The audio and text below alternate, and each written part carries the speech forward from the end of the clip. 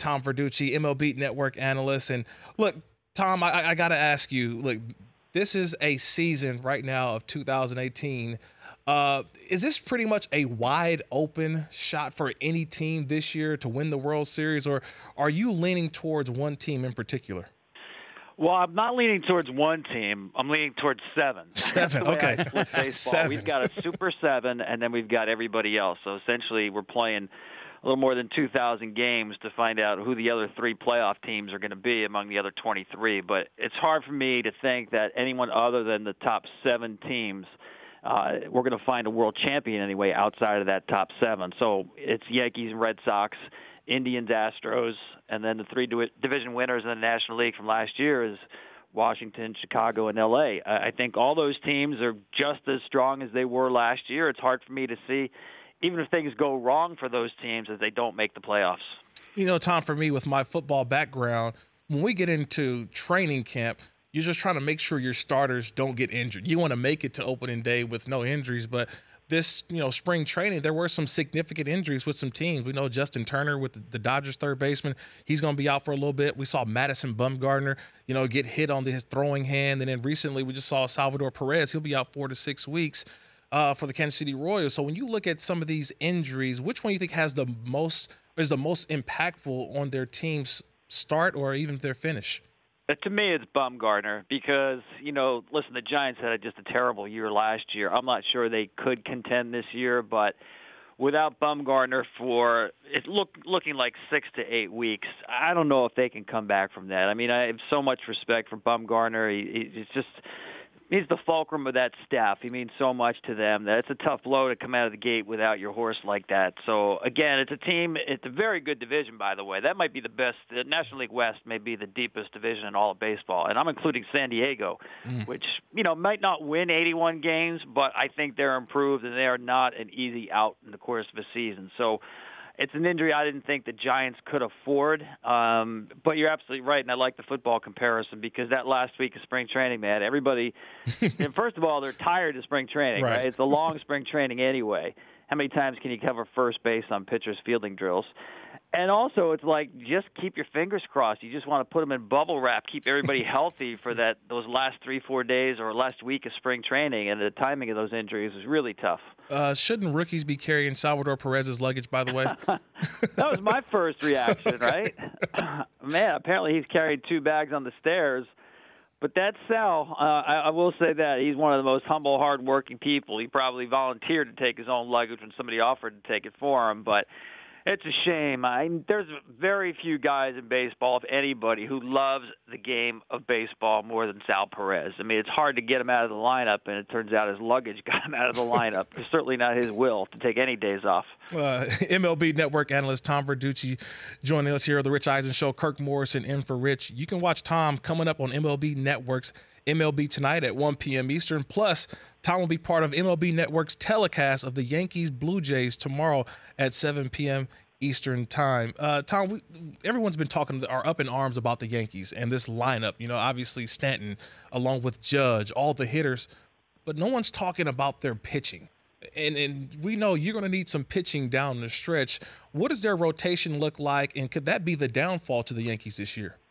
I actually think the rotation is okay, and that's all it needs to be because their bullpen is just lights out. I don't know if there's another bullpen in baseball that has more firepower, more swing and miss stuff, more options than the Yankees have. So they don't need, say, like a Nationals rotation that's going to take the ball deep almost every night. I think the Yankees are fine with 5-6 inning starts, just manage the game. And that's what Sabathia and Tanaka can do. Severino, to me, is the real deal. I mean, he was pushed last year in terms of his workload. That's the one thing I think I would keep my eye on to see if there's any fatigue left over from last year after pitching that 7th month into the ALCS. But stuff-wise, man, he's one of the top young starters in baseball. You got Sonny Gray sitting there in probably the number 3 hole for them. So he's an all-star pitcher. So I actually think the Yankees starting rotation is fine. It's hard for me to find faults with that team. I mean, if you want to really nitpick, you could say that their offense, as powerful as it is, has a lot of strikeouts in it. And I think there are some nights against really good pitchers where they can get shut down because, let's face it, their game is about hitting the ball out of the ballpark, and they'll do that a ton, don't get me wrong. But maybe in a postseason environment, it's their strikeouts that may come back and bite them. Still kind of sticking with the Yankees theme here. In about 15 minutes, we got first pitch over in Miami. The Chicago Cubs taking on the Miami Marlins, but it's the Derek Jeter era as CEO of the Miami Marlins starting. How do you see this season, or what is the plan for the Miami Marlins this year and kind of going forward? Is it something that we saw with the Astros years before? Because we saw the wholesale pretty much changes this offseason. How do you see the Miami Marlins playing out this year? Yeah, I think it's very similar to what the Astros did. I spent a bunch of time with Derek in the off season to get a kind of an inside look at what their plan is, and he was very forthright. Listen, this team has been not in the playoffs for a long time. 8 losing seasons. They've been last or next to last in attendance for a decade. This team, this franchise, needed a lot more than just a patch job. And I think they're doing the right thing, because the worst place you want to be in today's game is the middle of the road, where you're neither a World Series contender or a rebuilding team. And I think they're doing the right thing. Now, I will say a lot of what happens with the Marlins to me has more to do with Gary Dembo than it does Derek Jeter, because Dembo is the player evaluation guru. He's the one who really helped build that Yankee system with impact hitters, people like Aaron Judge and Gary Sanchez. And if he can bring that same magic to the Marlins, and he has made some deals where they've identified really young players, not major league ready players, but really young prospects. So I think you're looking at a 3 to 5 year rebuilding plan here, because they have gone younger. Their farm system when Derek took over was really, really weak. So it's not as if they have the Cubs had some pretty good players already in their farm system. I think they trail the rebuilding plans of the Astros and the Cubs, but they're on that track. It'll take a little while, though. MLB Network analyst Tom Verducci joining the Rich Eisen show. And look, we're here in Los Angeles. So, Tom, you got to understand there's been some anxious moments here in Los Angeles, because I think people feel like the Dodgers window is closing, and you don't know what's going to happen with Clayton Kershaw at the end of the year. Where is that Dodgers window right now? And I know Kershaw is a loyal guy, but do you see him at all possibly opting out at the end of the year? Yeah, I think that's fascinating, the Kershaw scenario. I know there's a lot of attention, rightly so, on guys like Bryce Harper and Manny Machado, where they might wind up. It's looking like those teams will have difficulty re-signing them. Kershaw is a little bit different, as you mentioned, with the option there. He's coming off 2 seasons where the back was an issue. Let's see how that plays out. And, I don't think there's any doubt he's going to opt out over the 3 years left on his contract. I do think he's one of those iconic players, though. It's hard for me to even imagine him in a different uniform, right? I mean, he's the Sandy Koufax of our generation. And I think, to me, I look at the Dodgers not so much as a window, but a window that may change in terms of the players that are involved, because their resources are so good, their farm system is so good.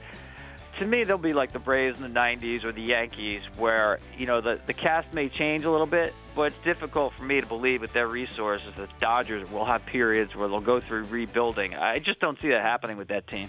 Tom, I hate to do it to you, but I have to ask you your way too early MLB 2018 predictions. I won't hold you to a World Series winner, but I do want to know who will you take in the AL and the National League? Who do you think your pennant winners are going to be at the end of the year? Well, I'm glad you won't hold me to it, because, as I said, you got 7 teams today. Right. They're all capable of the World Series.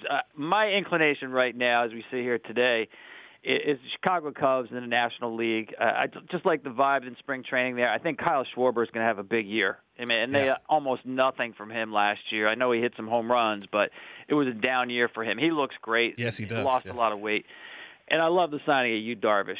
So, to me, I like the Cubs a lot. In the American League, I will say this. I think the Houston Astros are, to me, the best team on paper. I was so impressed by their spring training camp. I'm going to pick the Yankees as my World Series team, only because, for some reason, it's so darn difficult to repeat. I mean, the last team to do it was the Yankees back in 2000. This is the longest period in World Series history without a repeat champion. Maybe the Astros are going to prove me wrong, because I can't think of a reason other than that they shouldn't get back to the World Series. They are that good. They might be better than they were last year. Yeah, we'll see. We will see. Tom, I know I'm excited and thankful for the time that you carved out. I know you got a busy next couple of days, so we appreciate the time. My pleasure. Thanks for having me. Enjoy the season. Thanks, Tom. The Rich Eisen Show, weekdays at noon Eastern on Audience.